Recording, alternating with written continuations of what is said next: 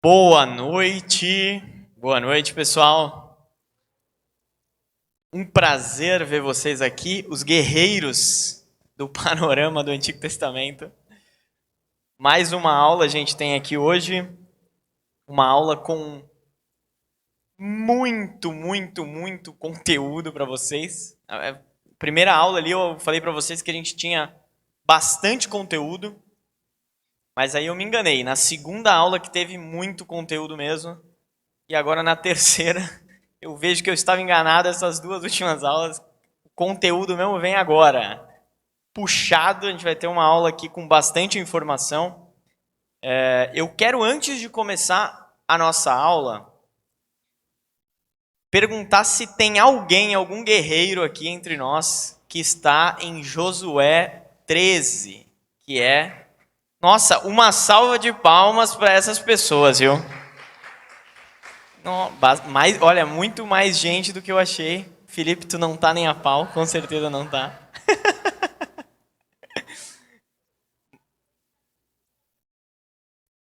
Quando ele é desafiado, ele não faz o desafio, ele é contra desafios. Ele não apoia os desafios. Tá?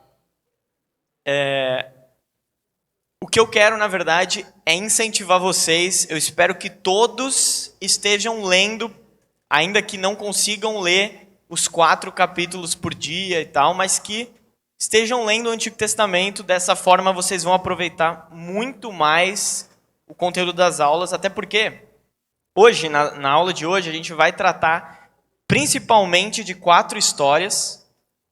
E eu não vou conseguir contar aqui as histórias para vocês, né? A gente vai resumir alguns acontecimentos, alguns eventos mais importantes.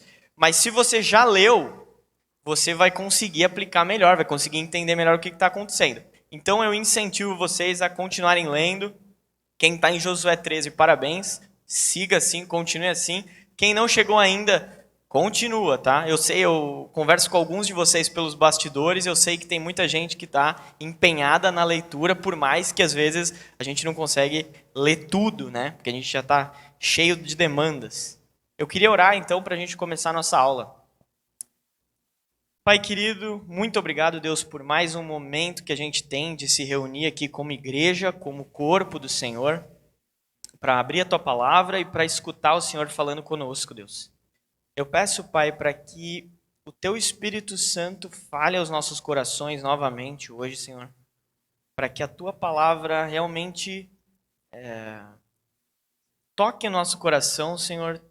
Abre os nossos olhos, Pai, para a Tua vontade, para o que o Senhor quer que a gente entenda, para que o que o Senhor quer que a gente absorva daqui.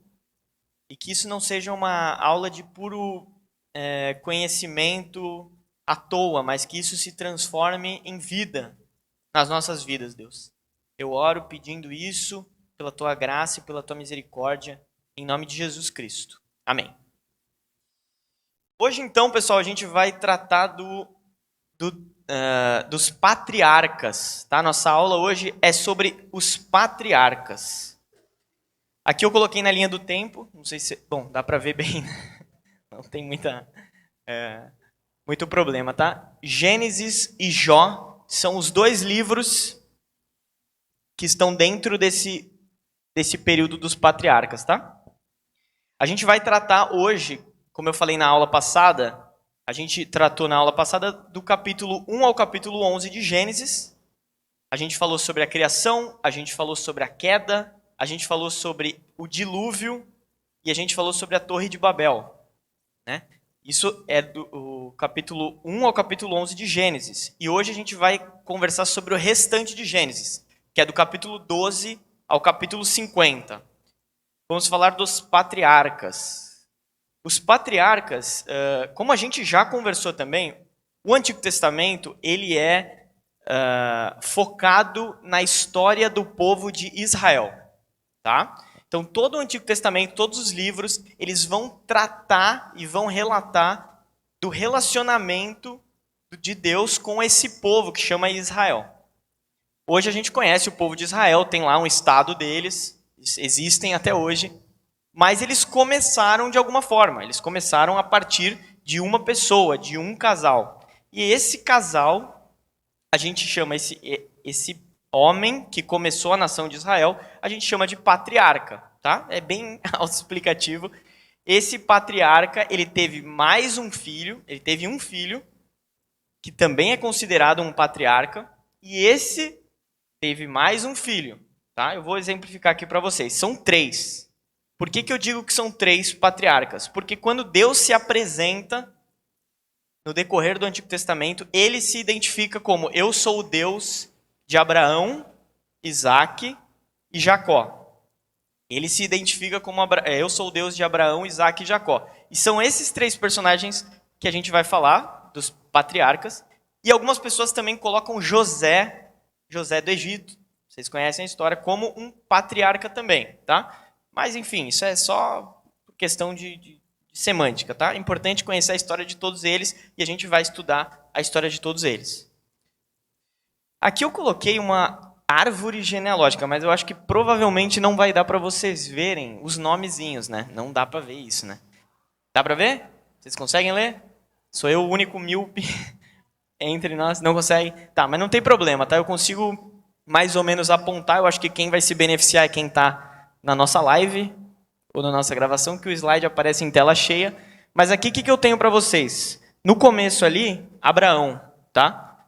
O povo de Israel começou com Abraão. Antes de Abraão não tinha nada, não tinha o relacionamento com Deus assim específico, não tinha começado. Abraão é o primeiro, ele e a sua esposa Sara. Depois Isaque, a gente vai tratar de todos eles. Eles tiveram um filho, Isaque, e então eles tiveram 2 filhos, Esaú e Jacó. Jacó, em determinado momento, Deus muda o nome dele para Israel. Jacó, ele é conhecido, então, fica conhecido como Israel. Isso é muito importante porque a gente conhece o povo de Israel. E os patriarcas são Abraão, Isaque e Jacó. Então tu fica assim, tá, mas da onde que saiu Israel? Israel é o nome de Jacó. Deus muda o nome dele. E por isso, isso também é importante porque ao longo do Antigo Testamento, o próprio Deus às vezes chama o povo de Israel de ó Jacó. Ó Jacó, por que me abandonou? Ó Israel, por que você não cumpre os meus preceitos, etc, etc. Então ele usa às vezes os 2 nomes, tá? Mas são a mesma pessoa, Jacó. Jacó, então, que vira Israel, ele vai ter 12 filhos, que são ali em cima, tá? Os 12 filhos.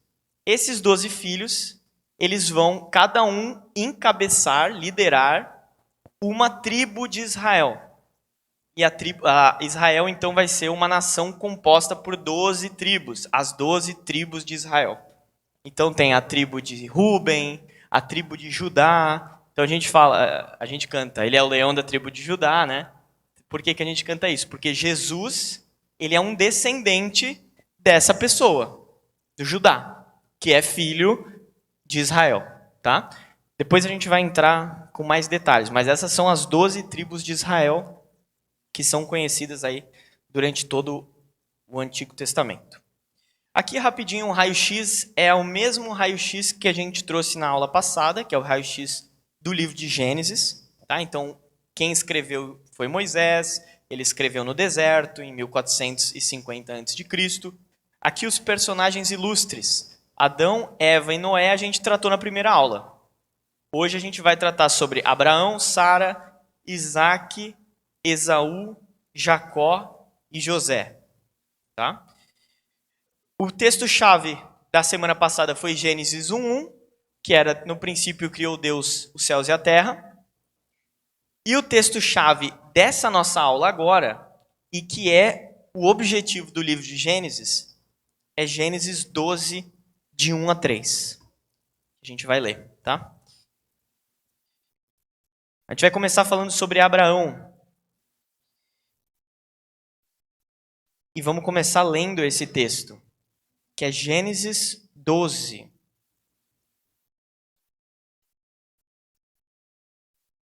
Gênesis 12, de 1 a 3, e depois eu vou ler o capítulo 7, tá? O capítulo 7 não, o versículo 7. Gênesis 12, 1. O Senhor tinha dito... deixa eu ler na NVI aqui, que é melhor, tá? Versão NVI. Então o Senhor disse a Abrão, Isso é uma coisa. Antes de mais nada, eu quero explicar isso. Abraão também mudou de nome. No começo ele chama Abrão, tá? Abrão significa pai exaltado. O que é irônico porque aqui nessa cena ele tem 75 anos, é casado com Sara, que é estéril, não pode ter filho. O nome dele é Abrão. Mas depois, se eu não me engano, no capítulo 15, Deus muda o nome dele para Abraão, que significa pai de muitas nações. Tá? Eu vou chamar ele sempre de Abraão, porque eu aprendi isso desde sempre, e eu simplesmente acho que quando eu falo Abrão, eu estou errando o nome dele. Tá? Então, Abraão. Então o Senhor disse a Abrão: saia da sua terra, do meio dos seus parentes e da casa de seu pai, e vá para a terra que eu lhe mostrarei. Farei de você um grande povo e o abençoarei. Tornarei famoso o seu nome e você será uma bênção. Abençoarei os que o abençoarem e amaldiçoarei os que o amaldiçoarem. E por meio de você, todos os povos da terra serão abençoados. Aí partiu Abraão, ele chega em Canaã, tá? Partiram para a terra de Canaã e lá chegaram. No versículo 7, o Senhor apareceu a Abraão e disse: à sua descendência darei esta terra. E Abraão construiu ali um altar dedicado ao Senhor que lhe havia aparecido, tá? Então, primeira questão, primeiro ponto aqui. A aliança que Deus faz com Abraão. Em Gênesis 2, esse texto que a gente acabou de ler, Deus promete 3 coisas para Abraão. Deus promete uma terra, que é a terra de Canaã. Deus promete uma descendência. Então, Abraão não tinha filhos, sua esposa não podia ter filhos. Tá? Então, eles tinham 75 anos, ela não podia ter filhos, mas Deus promete uma descendência. E Deus promete que ele seria, a família dele, a nação dele, seria uma bênção para todos os povos. Tá? Então, imagine o seguinte, Abraão, ele vive numa terra, que depois a gente vai mostrar no mapa onde é que ele vivia. Provavelmente uma terra que era politeísta, ou seja, acreditava em vários deuses e tudo mais. Ele não tinha nenhuma perspectiva de ser pai. E chega Deus para ele. Aqui a Bíblia não relata como é que foi esse chamado de Abraão. Mas ele fala assim, Abraão, sai da tua terra, dos seus parentes, deixa todo mundo aí. E vai para uma terra que eu vou te mostrar. Nem te mostrei ainda. Eu vou te mostrar essa terra. Você vai ter um filho, você vai ter uma descendência e você vai ser uma bênção. Era natural que Abraão talvez duvidasse. Era natural que talvez Abraão pedisse um sinal miraculoso, milagres, alguma coisa assim. Mas Abraão não faz nada disso. Abraão pega suas coisas, pega o seu sobrinho Ló, pega sua mulher e sai. Vai em direção a Canaã. Antes disso. É muito importante, só que a gente já começa de cara com uma profecia das mais importantes que a gente tem no Antigo Testamento, que é essa profecia que Deus faz para Abraão. Ele fala o seguinte: abençoarei os que o abençoarem e amaldiçoarei os que o amaldiçoarem, e por meio de você, todos os povos da terra serão abençoados. Essa promessa que Deus está fazendo aqui, por mais que para Abraão não faça muito sentido, ele não consiga entender o que significa, a gente consegue olhar para a Bíblia completa e consegue entender o que aconteceu. Tá? Vocês lembram que em Gênesis capítulo 3, versículo 15, Deus faz uma promessa para Eva e para Adão sobre o descendente que iria esmagar a cabeça da serpente. Lembra disso? A serpente ia morder o calcanhar dele e ele ia esmagar a cabeça da serpente. Então, ou seja, ele já promete para a humanidade que ele iria resolver o problema do mal, o problema da morte. Né? Quando chega em Abraão, ele detalha um pouco mais. Ele fala assim, vocês, a partir de você, vai acontecer algo que a partir de você, todas as nações da terra vão ser abençoadas. Hoje a gente já consegue ver essa profecia cumprida, né? Porque, por exemplo, a gente sabe, por 2 motivos, tá? Tem vários motivos que a gente é abençoado pela nação de Israel, mas eu vou citar 2. Primeiro, a gente sabe que Deus é amor, por exemplo, certo? Por que a gente sabe que Deus é amor? Porque um israelita chamado João escreveu na carta, 1 João, explicando que Deus é amor. A gente sabe que Deus é todo-poderoso. A gente sabe que Deus sabe de todas as coisas. Por que a gente sabe disso? Porque Deus se revelou assim para o povo de Israel. e o povo de Israel transmitiu isso para o resto do mundo.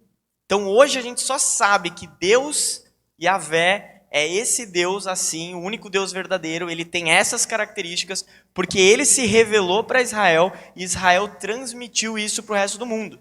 Então só da gente conhecer a Deus, e a gente sabe que Deus não é o trovão, a gente sabe que Deus não é o sol, a gente sabe que Deus não são os ratos, como o pessoal na Índia acredita. A gente sabe que Deus é amor, que Deus é justiça, que Deus é bondade, que Deus é todo-poderoso. E toda essa revelação é por causa do povo de Israel que transmitiu isso para nós. E a segunda questão, e muito importante também, é que a salvação de todos os povos vem por meio de um israelita, que é Jesus. Jesus é descendente de Abraão e, portanto, por ele ser o único caminho para a gente ser salvo e nossos pecados serem pagos, essa é a forma como Deus escolheu abençoar todos os povos.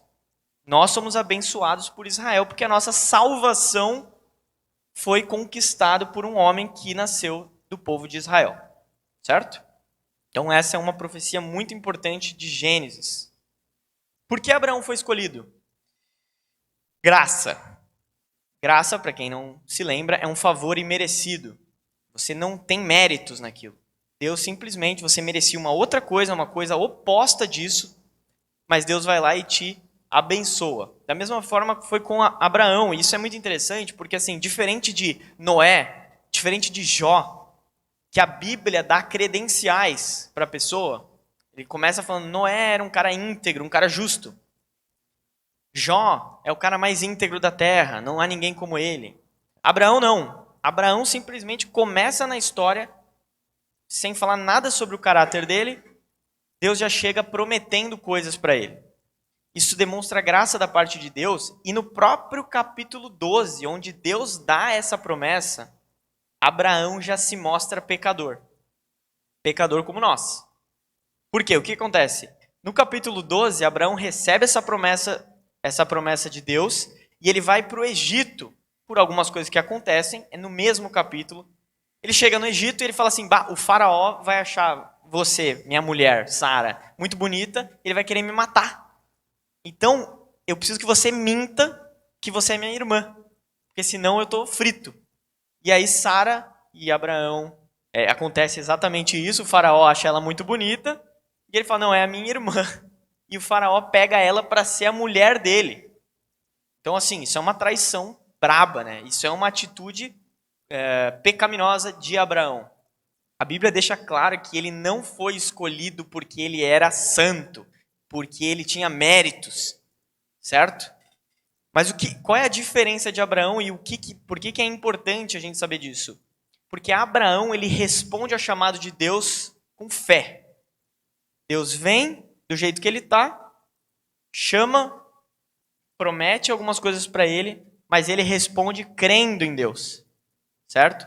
No capítulo 15, se eu não me engano, aparece um versículo que é muito conhecido, que é Abraão creu no Senhor e isso lhe foi creditado como justiça. Isso depois dá base para a gente entender a salvação. O que Abraão fez? Ele creu.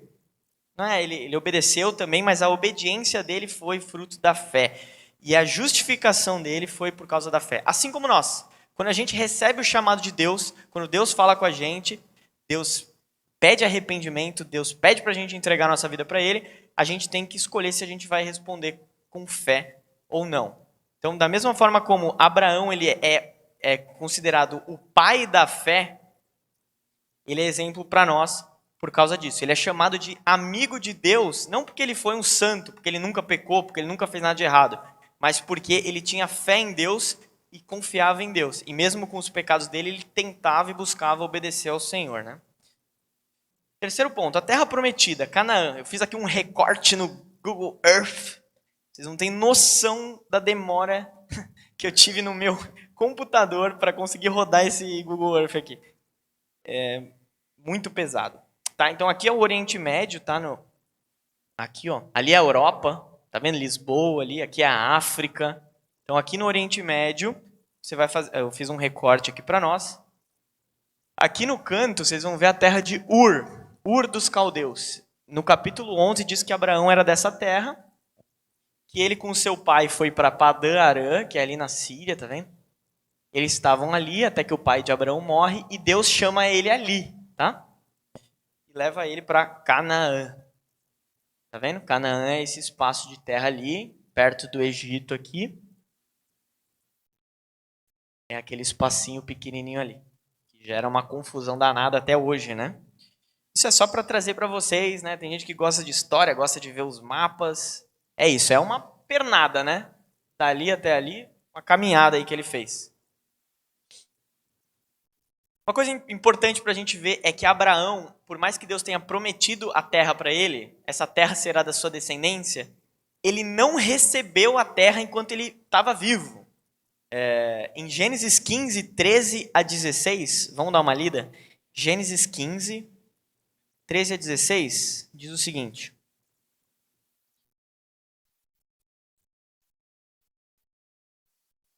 Então o Senhor lhe disse: saiba que os seus descendentes serão estrangeiros numa terra que não lhes pertencerá, onde também serão escravizados e oprimidos por 400 anos.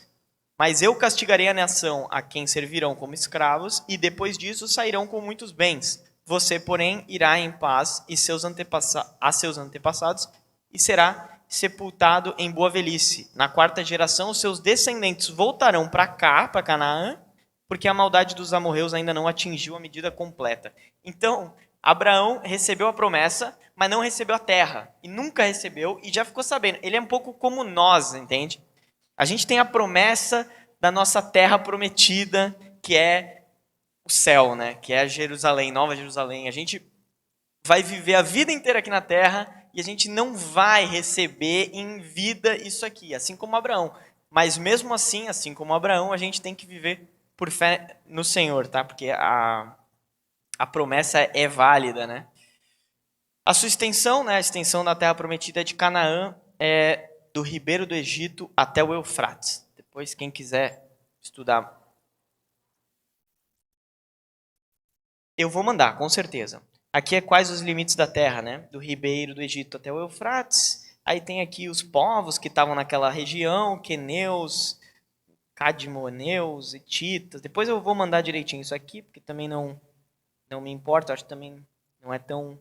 Os países atuais, o Líbano, o Iraque, a Jordânia, o Egito, tal. Depois eu mando para vocês direitinho, tá? Quarto ponto, Ismael, o filho ilegítimo. O que acontece? Abraão recebe a promessa, mas a promessa demora muitos anos para se cumprir. Muitos anos. E na metade no decorrer desses anos, a gente vai ficando em dúvida, porque eles não têm filhos. Sara é estéril. Então Deus aparece, se eu não me engano, 2 ou 3 vezes antes deles terem o primeiro filho, com um espaço de vários anos, né? Vai ter uma descendência, os seus descendentes eles vão ser como as estrelas do céu, eles vão ser como a areia da praia, você não vai conseguir contar. Tá bom, mas eu não tenho nenhum filho. Abraão chega a pedir, numa das vezes, Deus, o meu servo vai ser meu descendente, porque eu não tenho filho. Aí Deus fala, não, você vai ter um filho e ele vai ser seu descendente. Aí o que acontece? Sara, vendo que a coisa não está fluindo, que ela não está dando filho, ela quer dar o jeitinho brasileiro. E aí ela pega e fala assim, eu não tenho filho. O Senhor não quer me dar um filho, ela fala. Então faz o seguinte, pega a minha escrava, minha serva, né? E tem um filho com ela. E aí a sua descendência vai ser a partir dessa serva. E Abraão fala, não, eu jamais faria isso. Não, Abraão vai e se deita com a serva e tem um filho. Então assim, isso não mostra que Abraão não está certo, não é santo, não é nada, tá? E só porque essa história está na Bíblia não quer dizer que Deus apoia isso, tá? E aí ela acaba tendo um filho, a serva egípcia, se não me engano é egípcia, ela tem um filho que se chama Ismael, o filho ilegítimo. Essa é uma tentativa de forçar a mão de Deus. Só que aí a gente vê no capítulo 16, Deus falando sobre Ismael. No capítulo 16, ele fala assim, no capítulo 16, versículo 12. Vamos desde o 11. O anjo do Senhor também disse, você está grávida e dará à luz um filho. Dê a ele o nome de Ismael, pois o Senhor ouviu seu clamor angustiado. Seu filho será um homem... Está falando com a mulher, tá? Com a mãe. Seu filho será um homem solitário e indomável, como um jumento selvagem. Levantará o punho contra todos, e todos serão contra ele. Sim, ele viverá em franca oposição a todos os seus parentes. Então, assim, uma profecia leve para Ismael, tá? Tipo assim, ele vai brigar com todo mundo o tempo todo e vai ser hostil a todo mundo, todos os seus irmãos. E o que acontece? Ismael, para vocês terem uma ideia, Ismael ele dá origem aos muçulmanos de hoje em dia. Então, os antigos muçulmanos, porque hoje em dia todo mundo pode se converter ao islamismo, mas os árabes, eles são descendentes de Ismael. Inclusive, se você vai ler o Alcorão, Ismael é um dos patriarcas. Ele é da linhagem de Maomé. Maomé, que escreveu o Alcorão, ele é da linhagem de Ismael. Então, assim, não precisa também de muito esforço para a gente ver que essa profecia se cumpre até hoje. Tá? Os muçulmanos, aquele povo ali, é um povo que realmente tem dificuldade com todo mundo. Né? E ele é irmão do povo de Israel. Hoje, se você vai lá em Jerusalém, o negócio é bem tranquilo, uma paz reina, né? Que é uma briga sem fim dos muçulmanos com o povo de Israel, até hoje. Porque, enfim, por motivos religiosos também. Mas você vê que quando você tentar na tua vida forçar, dar o jeitinho brasileiro para ajudar o Senhor, né? Vou tentar aqui fazer do meu jeito, que acho que vai dar, vão me empurrando. Não faça isso, tá? Porque aqui a gente vê um pecado claro, que não precisa muita inteligência, não precisa de muita clareza para ver que isso não deveria ter sido feito e que as consequências são extremamente graves e por muitos e muitos anos e gerações, tá? Beleza.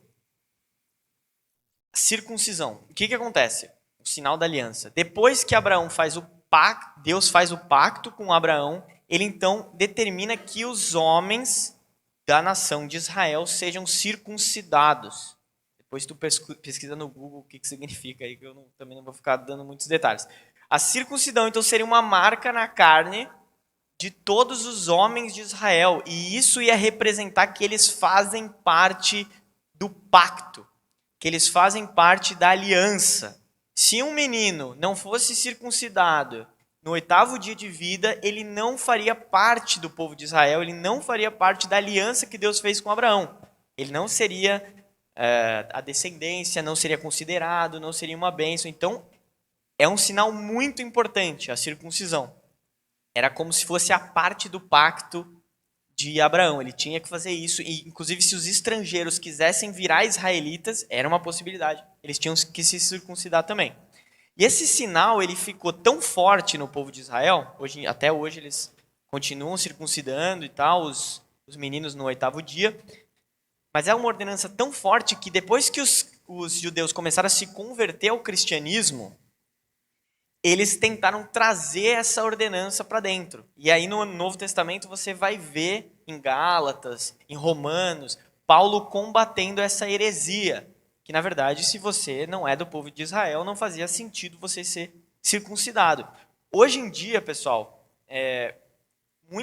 muitas denominações, por exemplo, a presbiteriana, talvez a luterana, batizam crianças, e se você for estudar e for argumentar com algumas pessoas, eles vão dizer que o batismo é a nova circuncisão.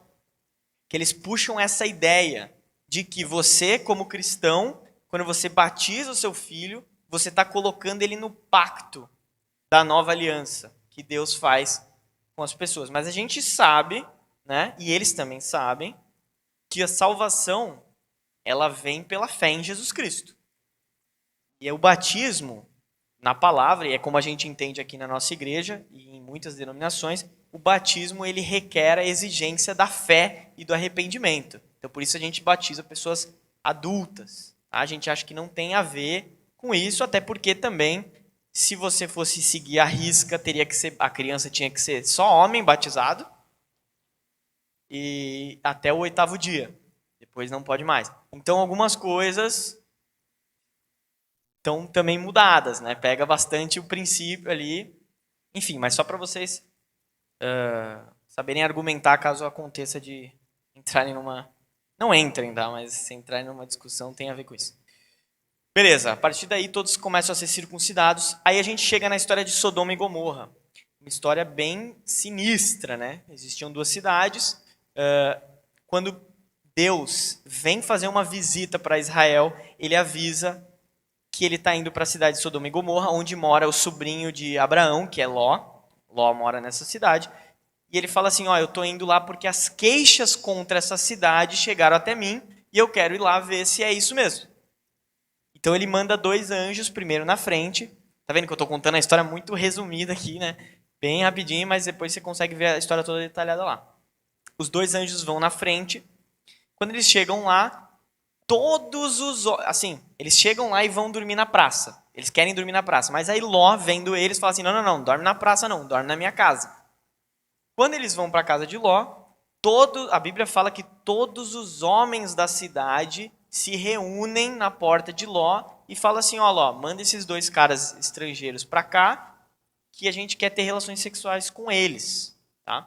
Então muita gente diz que o pecado de Sodoma e Gomorra, que eles foram destruídos porque eles eram homossexuais e tudo mais, não é esse o motivo principal da destruição de Sodoma e Gomorra. Primeiro que eles são estupradores, todos são estupradores. Todos os homens da cidade foram lá brigar com Ló porque eles queriam ter relação sexual com os estrangeiros. Tá? Então naquela época, a hospitalidade era uma coisa fundamental. Quando chegava uma pessoa, tu tinha que tratar como se ela fosse um rei. É assim que Abraão trata Deus e os anjos quando chegam, né? Vocês podem ler essa história também. Mas os caras de Sodoma e Gomorra não. Quando passava um visitante lá, eles estupravam, eles maltratavam. Então, quando Deus destrói Sodoma e Gomorra, na verdade, ele destrói por amor as pessoas que, passando por lá, eram vítimas da cidade. Tá? Só que acontece um negócio muito interessante ali, que já mostra a graça. É um dos diálogos mais bonitos, assim, né, que, na minha opinião, que é quando Abraão conversa com Deus. Deus fala assim, eu estou indo lá para destruir essa cidade. E aí Abraão fala, tá, mas você vai destruir o justo com o injusto, né? E se tiverem 50 justos naquela cidade? E aí Deus fala assim, tá bom. Por amor aos 50 justos, eu não vou destruir a cidade. Aí Abraão, tá. Mas então vamos negociar. E se forem 40 justos, você vai destruir a cidade por causa de 10? Porque 50 tu não ia destruir. Agora então 40. E aí Deus fala, tá bom. Se tiver 40 justos, eu não destruo. E aí fica nesse diálogo de Abraão, deixa eu falar mais uma vez. Até que Deus chega em 10 pessoas. Tá. Se tiverem 10 justos naquela cidade, eu não vou destruir a cidade por amor a esses justos. Isso mostra que Deus não é um Deus que tem vontade de destruir todo mundo. Deus, ele ama as pessoas. Deus, ele tem graça, ele tem misericórdia. E aí acontece que ele chega lá e não tem 10 justos. Tem só 3. 4 com a mulher de Ló, né? Mas ele salva esses 3, eles se salvam. Os anjos pegam os 3, a mulher de Ló, o Ló e os filhos, e falam assim, corre daqui, pica a mula daqui, porque a cidade vai ser destruída. Corre e não olha para trás. E aí, na metade do caminho, a mulher de Ló, não sei se pelo espírito da fofoqueira, ou se porque realmente ela não tinha vontade de sair da cidade, o que eu acho que faz mais sentido, tá?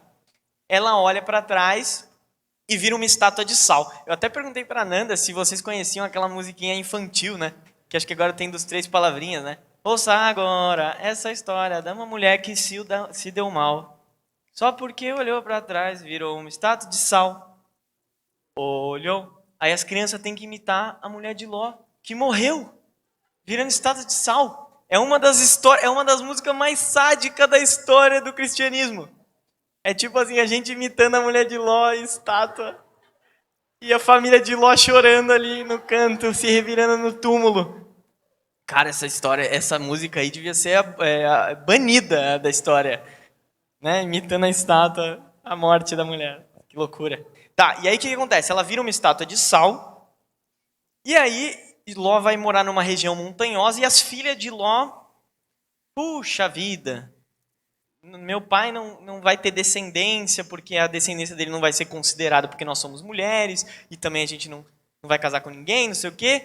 Tivemos uma brilhante ideia. Vamos então nós embriagar o nosso pai, e aí a gente tem relação com ele, e aí os nossos filhos vão ser a descendência do nosso pai. Brilhante ideia, né? Ideia super aceitável.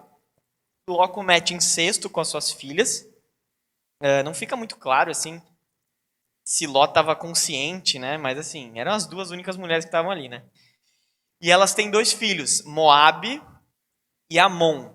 E aí vocês vão lendo o Antigo Testamento e vocês veem que Moabe e Amon dão origem ao povo moabita e o povo amonita, que são terríveis inimigos de Israel, né?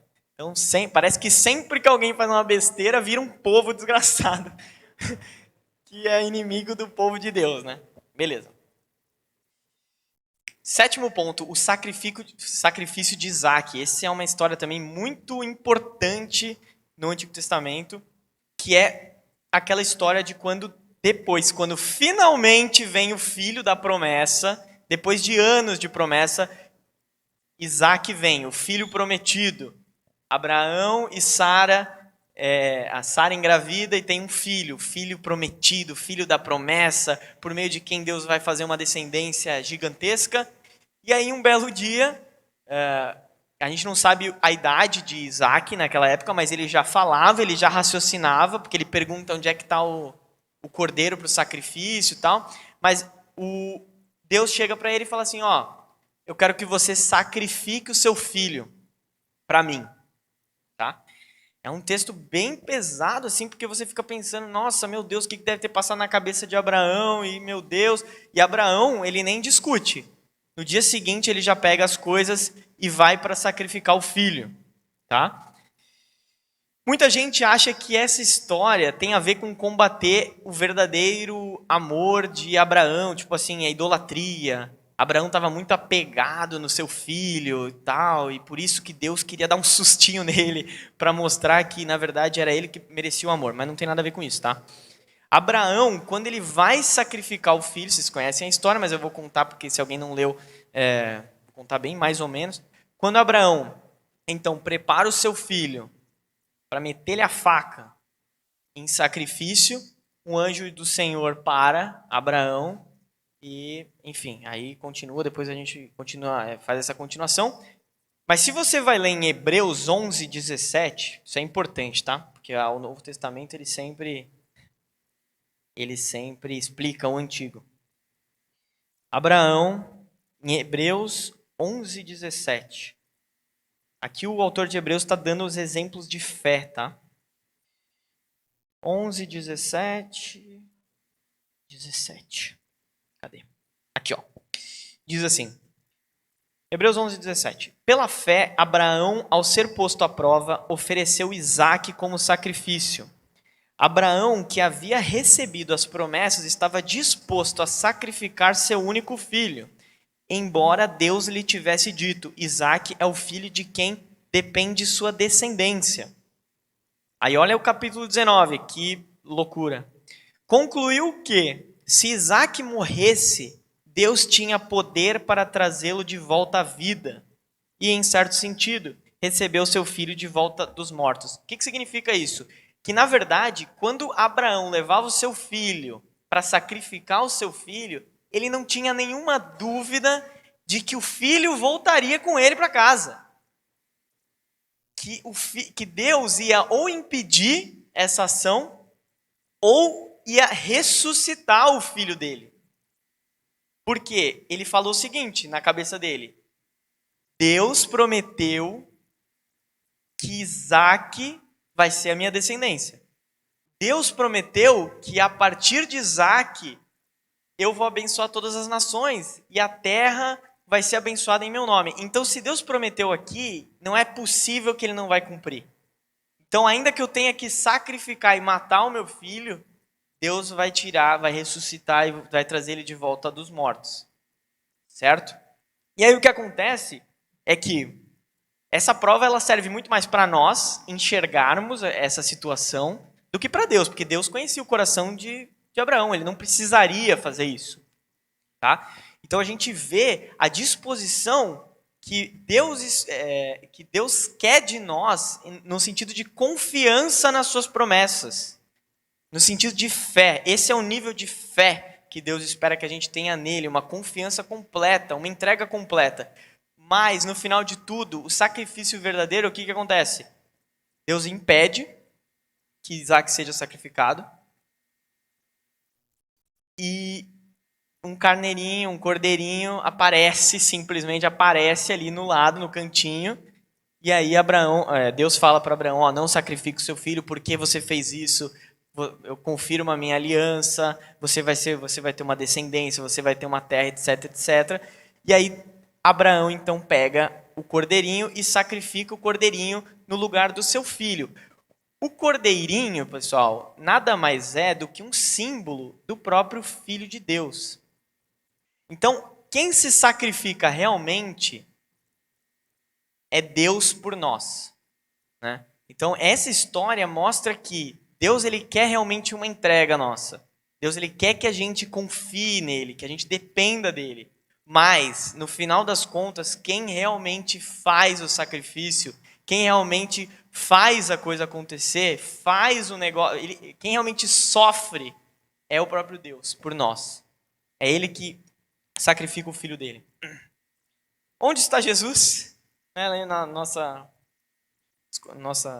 brincadeirinha aqui, mas eu já falei em diversas formas. Na promessa para Abraão, Jesus é a bênção para todas as nações. E no sacrifício de Isaac, ele é o verdadeiro sacrifício, né? Isaac não tem muita coisa sobre ele, tá? A gente vê aqui Isaac, ok? Algumas coisas rápidas que a gente vai ler sobre Isaac é uma esposa para Isaac.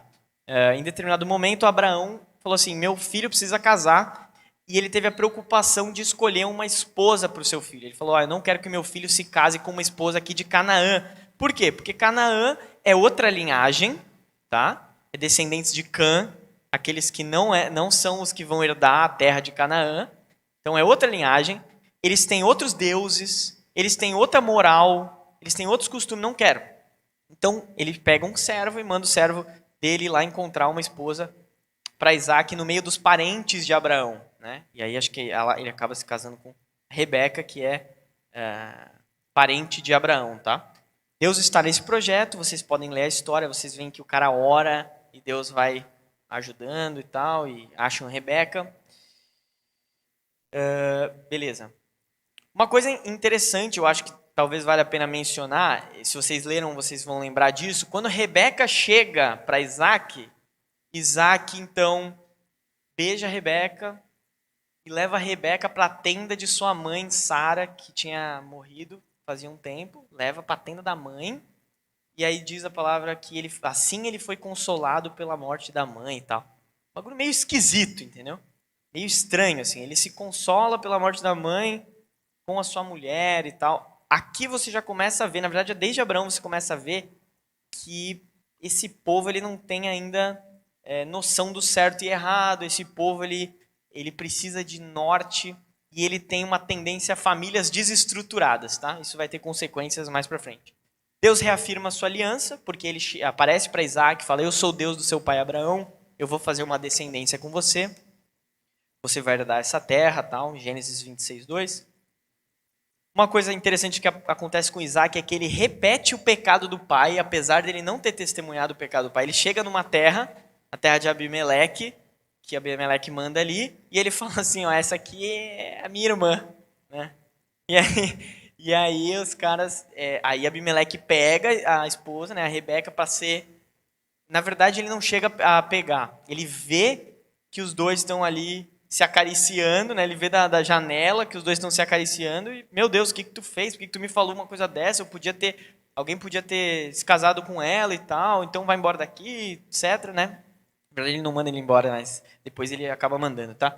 Mas ele repete o pecado do pai, então mostra que Isaac também não foi escolhido porque ele era santo, mas ele era pecador como nós. e tinha uma família desestruturada, porque quando Isaac tem 2 filhos, Jacó e Esaú, a palavra deixa muito clara que Jacó preferia Esaú, porque Esaú caçava, porque Esaú era forte. Não, Isaac preferia Esaú, tá? Vamos lá, os nomes é importante. Isaac preferia Esaú porque ele caçava, porque ele não sei o quê, ele era um cara forte, másculo e tal. E a mulher dele, Rebeca, preferia Jacó, tá? Então, assim, uma família desestruturada. Ao ponto de que, nessa preferência, a própria mulher de Isaac, Rebeca, em determinado momento, ela ajuda Jacó a mentir o seu pai para roubar a bênção de filho mais velho. Ela ajuda, não, vamos enganar teu pai. Vamos mentir pro teu pai, vamos fazer um esquema aqui, porque aí ele vai acabar te abençoando no lugar do teu pai, tá? Outra questão aqui rápida é que Isaac não tem a mesma preocupação que o pai dele teve, né? De arranjar uma esposa para os seus filhos, né? E aí Esaú vai lá e pega 2 mulheres cananeias, né? De cara ele já casa com 2 cananeias e a palavra fala que elas amarguraram a vida dos 2 pais ali, né? Então, tipo, aí no segundo, né, para Jacó, ele fala assim, ó, escuta aqui, Jacó. Não casa com mulher daqui, dessa região, vai arranjar outra mulher, porque essas 2 cananeias aí estão infernizando a nossa vida, tá? Isaac, onde está Jesus, o que eu pontuei principalmente é na continuação da promessa, né? Deus não rompe com Isaac, Deus continua reafirmando a sua aliança. Aí a gente chega em Israel, tá? Que é Jacó, irmão de Esaú. É bastante informação, é bastante nome, mas eu espero que vocês estejam me acompanhando. Enfim, depois vai ter tudo gravado para vocês ali, qualquer coisa que quiserem ver de novo, tá? A gente chega em Jacó. Primeira coisa a ser falada sobre Esaú e Jacó é que eles têm o destino traçado, o futuro deles já é traçado dentro da barriga da mãe.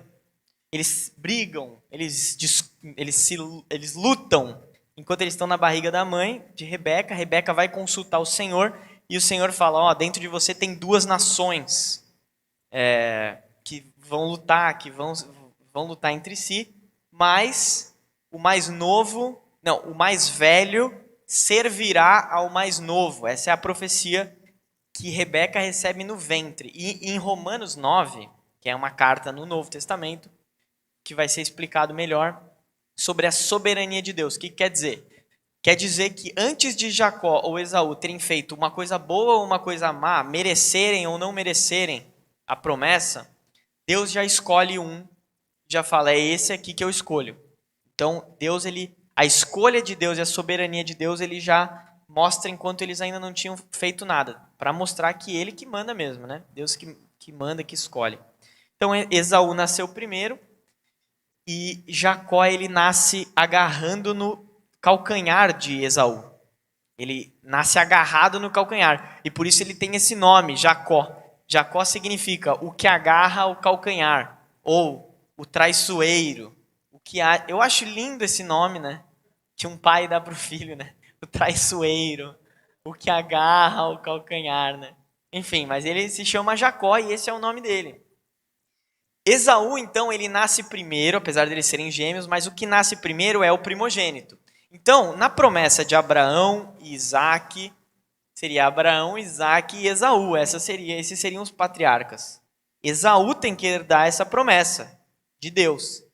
Só que Esaú não está nem aí para promessa nenhuma. Na verdade, quando a gente conhece a história de Esaú, a gente vê que ele é bem parecido com o povo de hoje em dia. Que assim, quer viver o aqui e o agora. Então ele está lá caçando, está lá na caça dele, não sei o quê. Um belo dia, chega morrendo de fome. E aí Jacó, que é o que agarra o calcanhar, que é o traiçoeiro, o malandro, ele, por outro lado, queria essa bênção de qualquer jeito. Só que ele não queria depender de Deus para alcançar essa bênção. Ele queria dar o jeitinho brasileiro, dar o jeitinho israelita, o jeitinho dele. Então ele está fazendo uma comida, Esaú chega morrendo de fome, ele fala assim, ó, eu te dou essa comida se você me vender os seus direitos de filho mais velho. E aí Esaú fala assim, de que me serve esses direitos? Eu tô morrendo de fome, me manda essa comida aqui. Primeiro jura. Primeiro, primeiro aqui, promessa, Pink Promise. Primeiro jura, e aí Esaú jura, ele dá um prato de comida, um ensopado vermelho. Por que eu estou dizendo isso? Porque a palavra fala aqui, então, ele é chamado de Edom. Eu não sei por que o cara vendeu os direitos de filho mais velho por um prato de ensopado vermelho, e por isso ele é chamado de Edom. E aí, no Antigo Testamento inteiro, você vai ver não um povo chamado Esaú, você vai ver um povo chamado Edom, o povo de Edom. Eles são os descendentes de Esaú, tá? Que são eternos rivais. Todo mundo é rival de Israel, né? Israel é um povo odiado, né? Até hoje, né? É uma coisa difícil. Esaú, então, não estava nem aí. Ele queria o aqui agora, não estava nem aí para descendência, para ter terra, para não sei o quê. Ele só queria comer e depois voltava para caçar. E Jacó, por outro lado, chantagista, né? Aí a gente vê o caráter de Jacó. Isso é uma coisa importante pra caramba, porque nós nunca escolheríamos Jacó para ser o nosso patriarca. Nunca, né? Muito mais que o Abraão, muito mais que o Isaac, ele era traiçoeiro, ele era chantagista, ele luta, né? Nesse termo de lutar, assim, no sentido de ele dar golpes contra todo mundo que ele pode. Tipo assim, não é contra o fulano, ele mente pro irmão, ele engana o irmão, depois ele engana o pai dele. Ele mete assim, ó, na hora que o pai fala assim, ó, eu quero abençoar Esaú, né? Dar a bênção de filho mais velho, não sei o que lá. Então, Esaú, vai caçar um negócio que eu vou te abençoar. Só que Isaac era cego já. Nessa época ele já era velho, já era cego. E aí, o nosso amigo, a Rebeca, a mãe, super nani, né? Meu Deus, aqui meu filho Jacó que tem que pegar essa bênção, né? Então ela fala assim, não, eu vou preparar aqui uma comida que teu pai gosta, vamos pegar, você leva essa comida para ele. Não, mas ele é todo peludo, eu não sou tal. Não, vamos botar umas pele de ovelha, não sei o que, e pode ir. Aí Jacó, muito malandro, bota as peles e vai até levando o ensopado pro pai. Ah, quem é que tá vindo? E aí Jacó fala, é Esaú. Aí, aí o pai fala assim, tá, mas a voz é de Jacó. Também não sou besta nem nada, né? Aí, não, ó, encosta. Encosta em mim. Imagina que esse cara não era peludo, hein? Porque o cara vai vestido de ovelha e, tipo, na hora que ele encosta e ele sente o cheiro, é Esaú mesmo, hein? Puta, o cara é fedidaço. Tá, beleza. Aí quando ele sente, ele fala, não, esse cara é Esaú mesmo. Esse é o meu filho Esaú. Que beleza. Você vai ser abençoado. Você vai ser pai de nações. Você vai ser isso, você vai ser aqui. Jacó aqui, que maravilha. Tô roubando o meu irmão. Tô roubando a bênção do meu irmão. Pelos meus próprios méritos. Que beleza, eu sou muito bom mesmo. Aí ele sai, nisso chega Esaú, pobre coitado, né? Para receber a bênção. E é uma cena até bem triste, né? Que ele chega com um ensopado dele lá, a carne dele, um costelão 12 horas, assim, pro pai dele. Vai, pai, trouxe aqui a caça que tu gosta. E aí diz que Isaac começa a tremer, né? Violentamente. E fala, tá, mas... Não, eu já dei a bênção para você. E aí ele fala, não era eu. Aí ele, teu irmão roubou tua bênção. E aí Esaú, não, mas então não sobrou nenhuma bênção para mim. E ele, não sobrou. Não sobrou, cara. Agora você vai ser servo desse cara. Agora tu vai servir o teu irmão. Agora você vai ficar abaixo do teu irmão. E aí, a partir daí, Esaú, muito feliz, né? Ele chora ali e tal. Ele quer depois matar Jacó. Então, essa parte que Jacó já enganou o irmão. Agora ele enganou o pai. Depois ele foge. Sai fugido. E ele vai enganar o sogro dele. Aí ele chega lá, a história segue, né? A história segue, ele vai arranjar um casamento, ele vê a Raquel, se apaixona, fala assim, ó, eu vou trabalhar. Enfim, a história tá toda lá. Ele acaba trabalhando pro sogro por 14 anos para casar com as duas filhas do sogro, tá? Mas ele queria uma só, vocês têm toda a história lá, né? Ele queria a Raquel, só que o sogro dá uma enganada, dá uma de Jacó nele e mete a filha mais velha para ele, depois ele tem que casar com as duas, né? E aí diz que Raquel era muito bonita e que Lia era gente boa, né? Tipo assim, ela tinha olhos meigos, é o que fala, né? Então, tipo assim, Jacó chega e fala assim, não, eu vou trabalhar 7 anos pela Raquel, que eu amo ela demais. Aí na hora de trabalhar 7 anos, beleza, a Bíblia, um dos versículos mais românticos da Bíblia fala assim, mas os 7 anos pareceram poucos dias pelo tanto que Jacó a amava. Ah, que coisa linda, né? Aí chega na hora de consumar as núpcias, o Labão, que é o sogro, mete a Lia na tenda, meio que na malandragem. E aí quando o cara acorda no dia seguinte, vê aqui, perdão, vê aqueles olhos meigos, fica muito bravo, né? Ele é enganado, né? E aí acaba depois, Labão fala assim, ó, é isso aí mesmo que tem para hoje. Aqui não é casa da mãe Joana. Aqui a gente não dá a filha mais nova antes da mais velha, então vai fazer o seguinte, vou dar a mais nova, a mais velha, e daqui a uma semana eu vou te dar a mais nova também, e aí tu trabalha mais 7 anos para mim, não tem problema nenhum, né? E aí Jacó então casa com essas duas pessoas. Então assim, aqui é importante botar que Deus ele não precisava dos pecados de Jacó para que ele fosse receber a bênção de primogenitura. Ele não precisava, ele já tinha declarado, ó, o mais novo vai ser o abençoado, por ele que eu vou ter a minha... E aí Jacó fez de tudo, enganou todo mundo, enganou todos para conseguir a bênção ali. Mas Deus é soberano e eu coloquei aqui, né, que a soberania de Deus nos tranquiliza, porque serve para nós. A gente também às vezes tenta dar nossos jeitinhos, às vezes a gente tenta escrever a nossa história, a gente peca, a gente cai, a gente erra, mas Deus está no controle sempre, né? Deus sempre sabe o que Ele tem para nós. E os pecados de Jacó têm consequências sérias, tanto que ele vive fugindo do irmão dele, por muitos e muitos anos ele morre de medo do irmão, porque o irmão vai me matar. O irmão, quando me pegar aqui, vai acabar comigo. E Deus ele vai trabalhando o caráter de Jacó ao longo do tempo. A primeira confirmação da aliança com Jacó é quando ele está fugindo do irmão, ele dorme em Betel, não tem nada, ele apoia a cabeça na pedra de travesseiro, e ele tem um sonho de uma escada e anjos subindo e descendo, e aí ele acorda e fala assim, meu Deus. Aí Deus fala com ele, ó, através de você eu vou fazer uma descendência, e ele passa a bênção para Jacó. E Jacó, o que Jacó faz no alto da sua malandragem? Ele fala assim, ó Deus, vamos fazer o seguinte, eu tô indo para lá, se você me abençoar, se você me der roupa, se você me der comida, se você cuidar de mim direitinho, aí então você vai ser meu Deus. Então assim, olha o que Jacó faz, ele luta com todo mundo, inclusive com Deus, ele tenta chantagear Deus, tenta dar o jeitinho, ó, faz isso aqui para mim, e aí sim você vai ser o meu Deus, né? Totalmente um absurdo.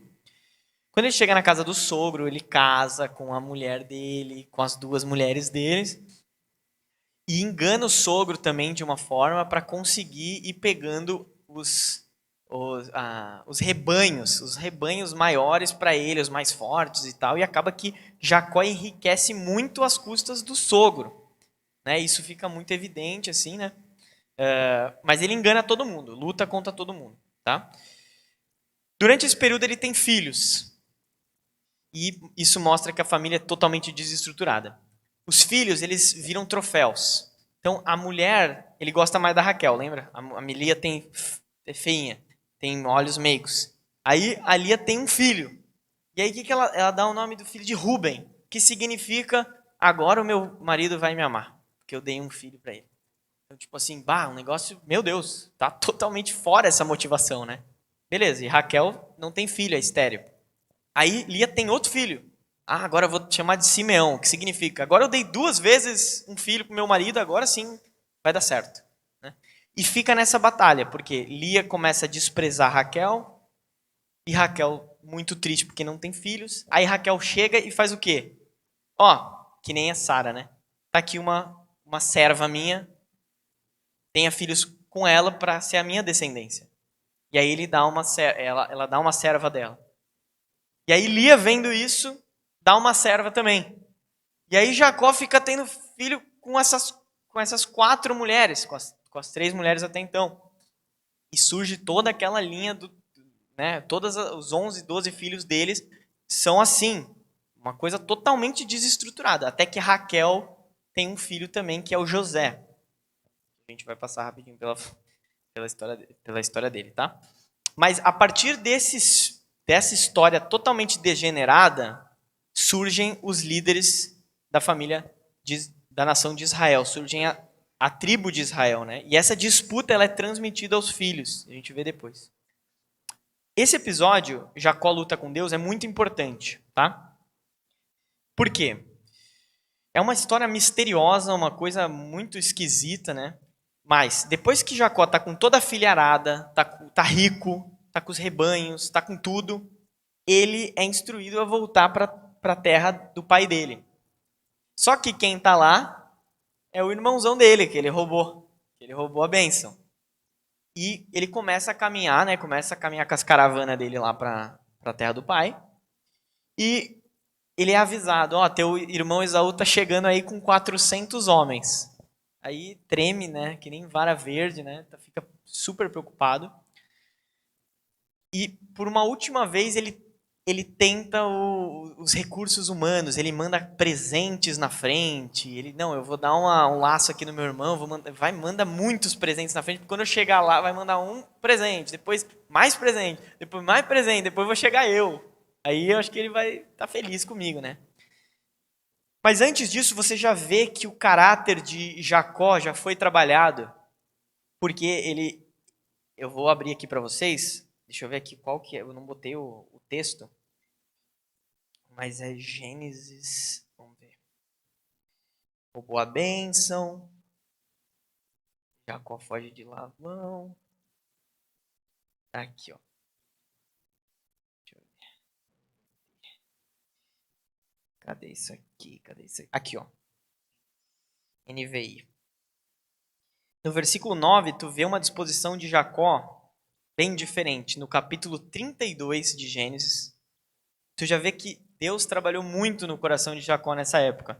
E ele fala o seguinte, ele ora assim, então Jacó orou, versículo 9 do capítulo 32. Ó Deus de meu pai Abraão, Deus de meu pai Isaque, ó Senhor que me disseste, volte para a sua terra e para os seus parentes, e eu o farei prosperar. Não sou digno de toda a bondade e lealdade com que trataste o teu servo. Quando atravessei o Jordão, eu tinha apenas o meu cajado, mas agora possuo 2 caravanas. Aí ele segue pedindo, livra-me do meu irmão, né, que quer me matar e tal. Mas aqui você já vê que o caráter de Jacó já foi muito trabalhado nessa época. E aí o que acontece? Ele manda todo mundo para atravessar, tal, se eu não me engano, o Jordão. Ele manda todo mundo para frente e ele fica na madrugada para dormir naquele lugar. Aqui, ó. Naquela noite Jacó levantou-se, tomou suas 2 mulheres, no versículo 22, suas 2 servas, seus 11 filhos para atravessar o lugar de passagem do Jaboque. Depois de havê-los feito passar, o ribeiro fez passar tudo o que possuía, e Jacó ficou sozinho. E aí, o que acontece? Então veio um homem que se pôs a lutar com ele até o amanhecer. E essa história é uma história muito louca, porque ele fica lutando com esse homem, que é um homem não identificado, e que talvez na cabeça de Jacó, no começo da luta, ele pensa, esse cara aí é do meu irmão, que quer me matar, quer acabar comigo. Ele fica lutando com esse cara durante toda a madrugada. Só que, quando chega no final da luta, no começo da manhã, o homem, vendo que não ia conseguir vencer Jacó, ele toca na articulação de Jacó, da coxa, e desloca, tira do lugar. Desloca de tal forma que depois disso, Jacó ele fica manco para o resto da vida. Ele anda manco para sempre, como uma... Então, é um toque sobrenatural. E pulando um pouco mais para frente, Jacó, ele fala sobre essa situação, ele fala, ele ergue um memorial no final ali, chama de Peniel e tal, porque vi Deus face a face e todavia minha vida foi poupada. Então, aquele homem que começou a lutar com Jacó era ninguém menos, ninguém menos do que o próprio Deus. Isso é o que a gente chama de cristofania, era o Jesus Cristo pré-encarnado. Tinha forma de homem, era um homem, lutou com ele mesmo durante toda a noite. E o que acontece? Deus toma a iniciativa e até aqui Jacó ele honrou o seu nome de traiçoeiro. Jacó honrou o seu nome de malandro, ele lutou com todo mundo porque ele queria ser abençoado de qualquer forma pelas próprias forças. Quando chega nessa situação aqui, e o cara toca na articulação, Jacó então percebe com quem que ele está lutando. Talvez ao longo da luta ele vai percebendo, mas quando ele toca na articulação, Jacó então percebe que ele está diante do próprio Deus, de uma figura divina. E aí, o homem fala o seguinte, então o homem disse, deixe-me ir, pois o dia já desponta. Tá? Por que ele fala isso? Porque a gente sabe pela palavra, e ele é o que ele fala aqui, que se eles estão lutando no escuro, estão lutando na penumbra, mas se ficasse dia e Jacó visse, Jacó iria ser fulminado, seria morto.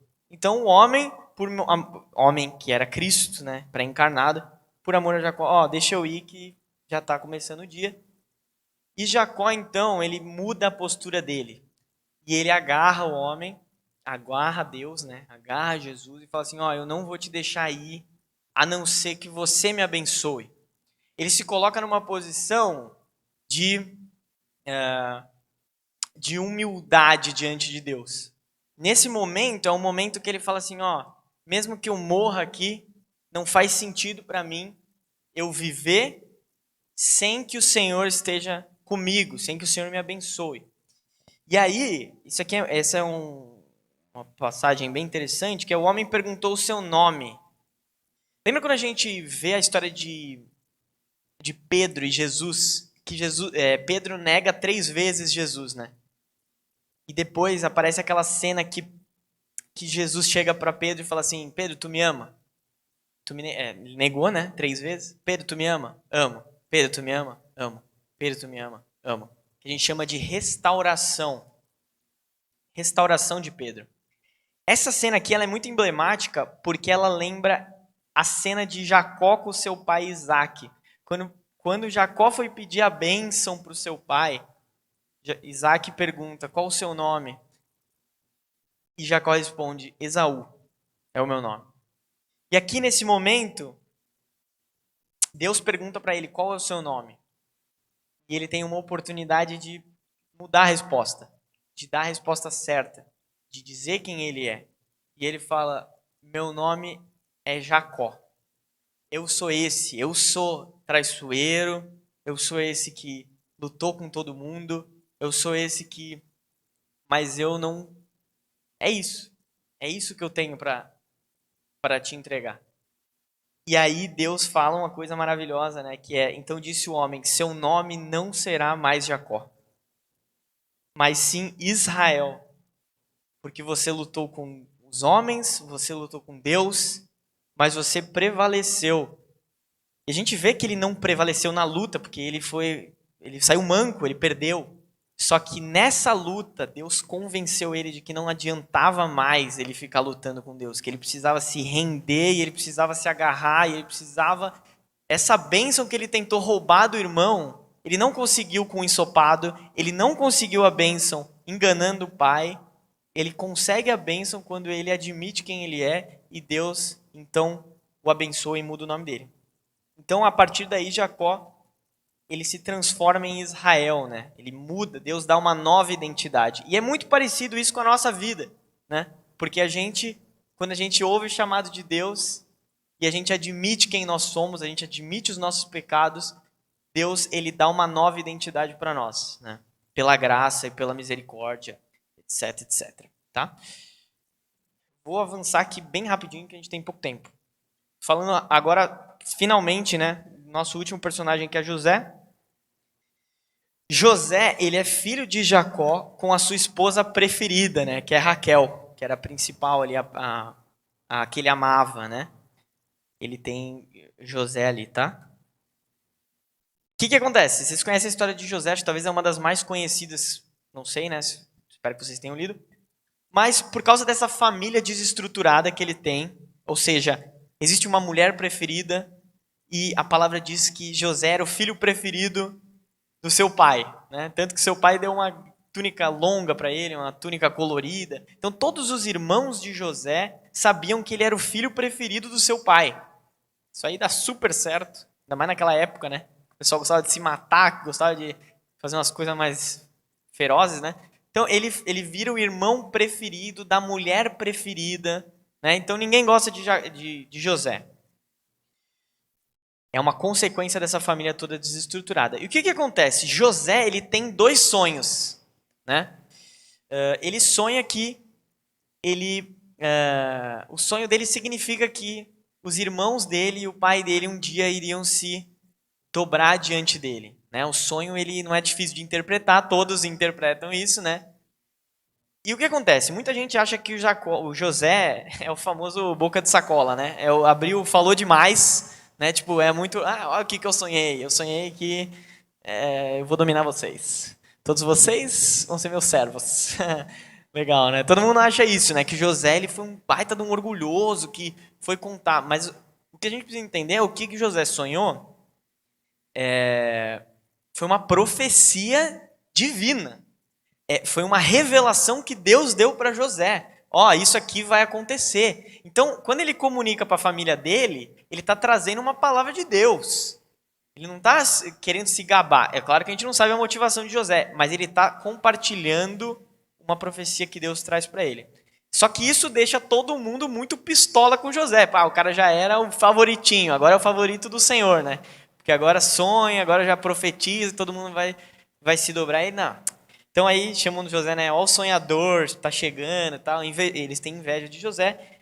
E eles simplesmente vendem José, os irmãos vendem José para o Egito.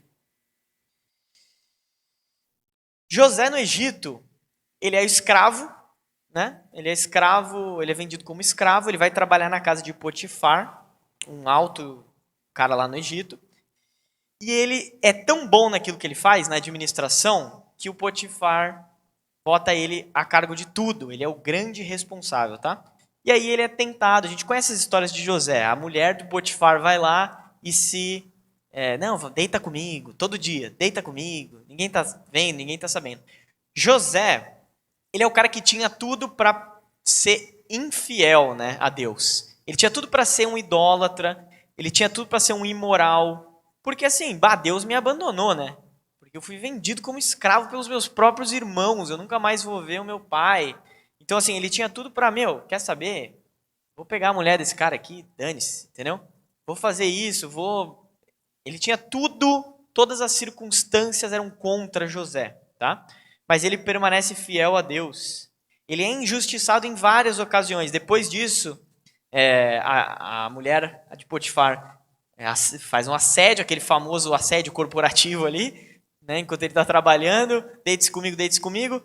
Chega uma situação que ela agarra José sai correndo pelado, né? Fugindo do pecado, pelado.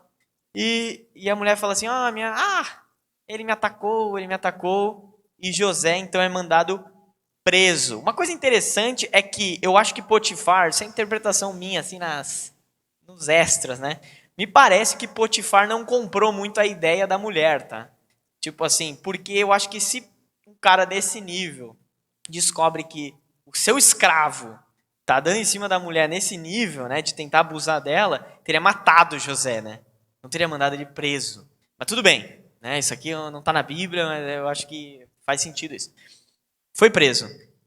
Na prisão, ele ganha a simpatia do carcereiro e depois fica responsável por toda a prisão. Ele começa a trabalhar na prisão porque ele é muito bom naquilo, de administrar. vira meio que o carcereiro mora ali, né?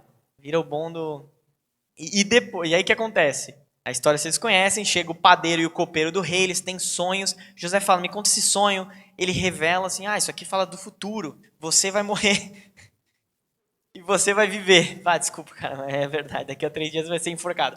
E você vai dar certo, né? Você vai voltar a servir no palácio. E aí o cara, sério, tal, nossa.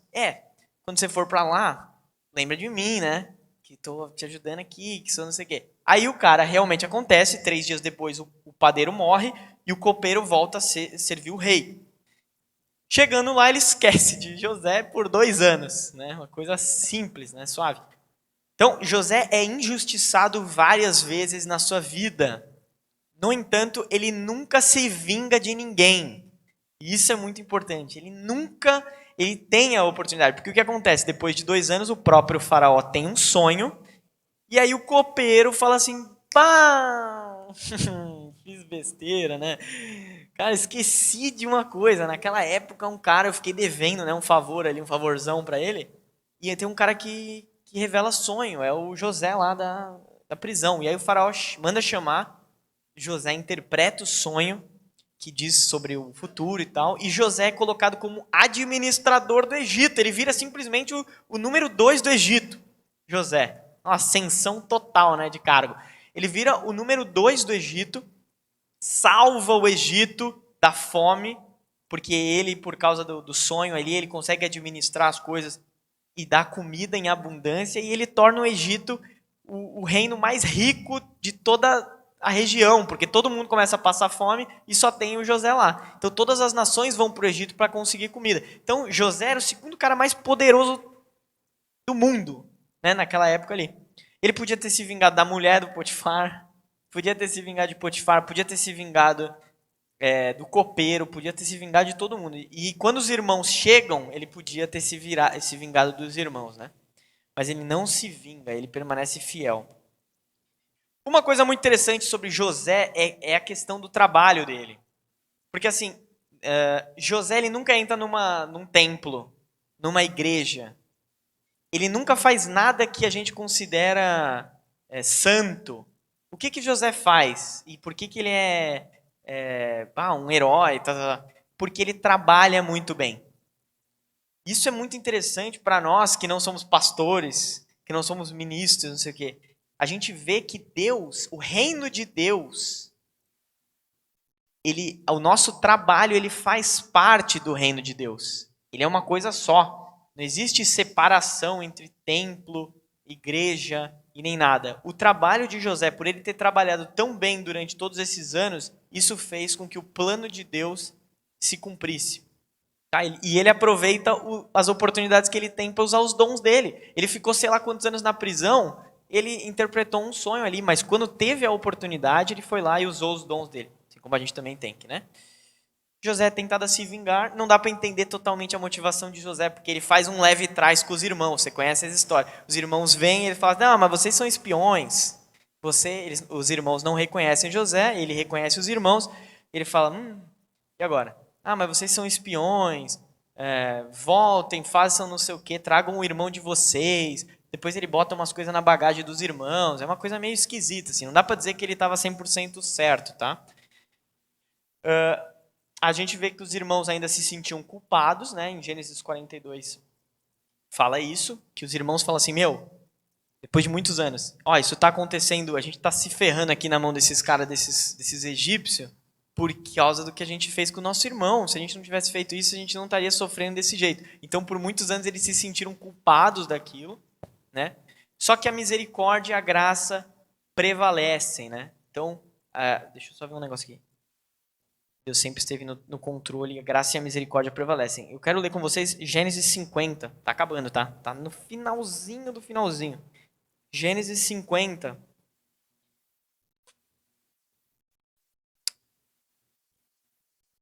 Versículo 18 a 21.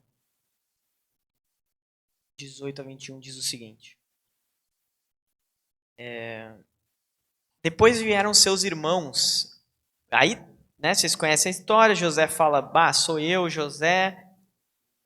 os irmãos ficam apavorados, né? E aí ele chama toda a família para morar no Egito, tá? Depois que o pai morre, acontece essa cena aqui, tá? Cadê? Depois vieram seus irmãos, prostraram-se diante dele, que nem o sonho lá do sonhador, né? Depois vieram seus irmãos, prostraram-se diante dele e disseram: aqui estamos, somos seus escravos. José, porém, lhes disse: não tenham medo. Estaria eu no lugar de Deus? Vocês planejaram o mal contra mim, mas Deus o tornou em bem, para que hoje fosse preservada a vida de muitos. Por isso não tenham medo, eu sustentarei vocês e seus filhos. E assim os tranquilizou e lhes falou amavelmente. Duas coisas a gente tem que tirar dessa história, tá? Que é o último capítulo de Gênesis. A primeira é a questão do perdão, né?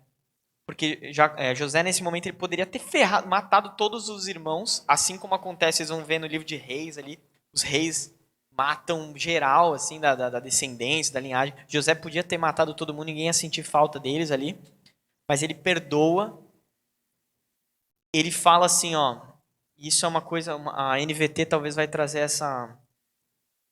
essa versão diferente. Ele fala assim, ó, cadê? Somos seus escravos. José, porém, respondeu: não tenham medo de mim. Por acaso sou Deus para castigá-los? Vocês pretendiam me fazer o mal, mas Deus planejou tudo para o bem. Então Deus foi intencional nessa história. Nunca saiu do controle de Deus. Deus já sabia que os irmãos iam fazer isso, então ele arquitetou tudo para que no final não só José fosse salvo, mas que toda a nação de Israel fosse salva. Porque é isso que acontece. Depois que dá aquela fome na terra, o único lugar que tinha comida era o Egito. Então o povo de Israel, a nação de Israel e a promessa de Deus iam morrer. Todo mundo ia morrer. Só que Deus então mandou José primeiro, para que ele ganhasse esse posto e toda a nação de Israel fosse preservada. E é por isso que a nação de Israel foi preservada, porque José ganhou esse alto posto. E esse versículo, pessoal, que a gente acabou de ler, que é o Gênesis 50, 18 a 21, vocês pretendiam me fazer o mal, mas Deus planejou tudo para o bem. Ele está no final de Gênesis, e a gente está terminando agora o livro de Gênesis de estudar, porque é um versículo que resume bem o livro de Gênesis, que é: os homens são criados por Deus e eles planejam o mal, eles pecam, eles falham, eles fazem tudo errado, mas Deus não permite que o homem defina o final da história. Deus está com tudo no controle, né? E é isso que diz o livro de Gênesis, é isso que diz Romanos 8, 28, que a gente conhece, né? Que sabemos que todas as coisas cooperam para o bem daqueles que amam a Deus, daqueles que foram chamados segundo o seu propósito. E para finalizar, só para esclarecer aqui uma coisa que acontece, é o lance dos filhos de José, tá? Que José ele tem dois filhos, Efraim e Manassés. E ele leva para Israel, né, o Jacó ali, quando Jacó tá para morrer. E Jacó faz o seguinte, ele fala assim: eu vou adotar os seus filhos. Esses filhos vão ser meus filhos, assim como Rubem, Simeão e você são meus filhos. E aí, por algum motivo, eu não sei explicar muito bem o que é isso, me parece que é uma forma de Jacó dar uma porção dobrada da herança, tá? Para José. Então você não vai encontrar nas escrituras ali a tribo de José. De vez em quando aparece tribo de José. Só que a tribo de José, elas são duas tribos. É a tribo de Efraim e a tribo de Manassés. E além de tudo isso, na hora de abençoar, Jacó ele cruza os braços assim para abençoar, porque Efraim é o mais novo e Manassés é o mais velho, mas por algum motivo Jacó inverte, assim como ele foi invertido também com Esaú, e ele abençoa Efraim mais do que o irmão dele. E Efraim então passa a ser o primogênito de José. Só que o filho mais velho de Israel, nossa, estou falando vários nomes, mas é isso, a vida é assim, tem que acompanhar. O filho mais velho de Israel chama Rubem, o primogênito, Rubem. Só que ele deita com uma concubina do seu pai. Ele meio que pega, tipo assim, como se ele tivesse ficado com a madrasta, uma coisa assim. E Jacó fica sabendo disso. E no final da vida, Jacó fala assim: ó, por que você fez isso? Agora você não é meu filho mais velho. E José se torna o filho mais velho. José, então, é o primogênito. E Efraim é o primogênito. Então, ele é a linhagem principal. Então, muitas vezes vocês vão encontrar nas profecias, como diz aqui em Jeremias 31, Deus falando assim: Efraim é o meu filho mais velho. Deus falando, né? Porque se torna a tribo, meio que uma tribo referência. Onde está Jesus? A linhagem, a promessa é mantida por causa da providência de Deus, né? Através de José. Também no perdão, né, de José, a gente vê. Por final, a gente tem essa profecia. Antes de morrer, Israel abençoa seus filhos. Ele dá uma bênção para cada filho. Isso é em Gênesis, isso é Moisés que está escrevendo, isso é muito antes dos reis aparecerem em Israel, tá? Então, quando ele chega no filho chamado Judá, ele dá essa bênção aqui para Judá. Ele diz: Judá, seus irmãos o louvarão, sua mão estará sobre o pescoço dos seus inimigos, os filhos de seu pai se curvarão diante de você. E ali embaixo, ó, o cetro não se apartará de Judá, nem o bastão de comando de seus descendentes, até que venha aquele a quem ele pertence, e a ele as nações obedecerão. Essa profecia que fecha o livro de Gênesis é uma profecia sobre Jesus, da tribo de Judá. É ele que vai ter o cetro para sempre, é ele que vai ter o bastão de comando para sempre, é ele que a quem pertence a nação de Judá e toda a nação de Israel, e é a ele que as nações obedecerão. Então, antes de ter rei, antes de ter qualquer coisa assim, aqui Israel já faz uma profecia. Vai vir alguém da tribo de Judá e essa pessoa, esse descendente, vai governar não só Israel, como todas as nações que existem. Certo? Onde está Jesus, está aí, né? Tá nessa... Bom, bônus não vai ter hoje, tá? É isso, pessoal. Essa é a história de Gênesis, tá? Sei que foi muito conteúdo, sei que foi muita coisa. Peço desculpa, porque realmente não tem muito o que fazer. A gente tem 10 aulas para cobrir todos os 980 capítulos do Antigo Testamento, então tem que ser muita coisa. Eu vou mandar aqui para vocês as fotos da apostila ali, vou mandar o link do vídeo quando ele ficar pronto, porque a gente demora um pouquinho para editar.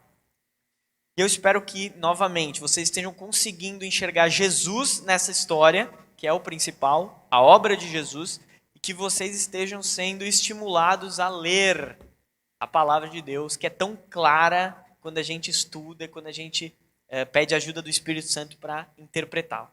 Eu quero orar com vocês para a gente finalizar. Pai querido, obrigado, Deus, por mais essa aula, Senhor. Obrigado por todo esse conteúdo que o Senhor traz para nós, por esses esclarecimentos que o Seu Espírito Santo faz ao nosso coração. Te agradeço especialmente pela Tua graça, pela Tua misericórdia, Deus, que desde o começo ali, o Senhor já tem um plano para as nossas vidas, o Senhor já tem uma salvação para nós, o Senhor já tem a vontade e a iniciativa de ter um relacionamento profundo conosco, Deus. Que a gente consiga buscar também, Senhor, da nossa parte, ter esse relacionamento cada vez mais profundo contigo, Deus. Um Deus que é todo poderoso, um Deus que é todo amoroso, um Deus que é gracioso e misericordioso. Peço ajuda, Pai, para que a gente continue lendo o Antigo Testamento e continue focados, Pai, a aprender mais sobre o Senhor e sobre Jesus Cristo. Eu oro em nome de Jesus. Amém. Boa noite, boa semana. Muita coisa para a gente digerir aí. E até a próxima aula. Tchau, tchau.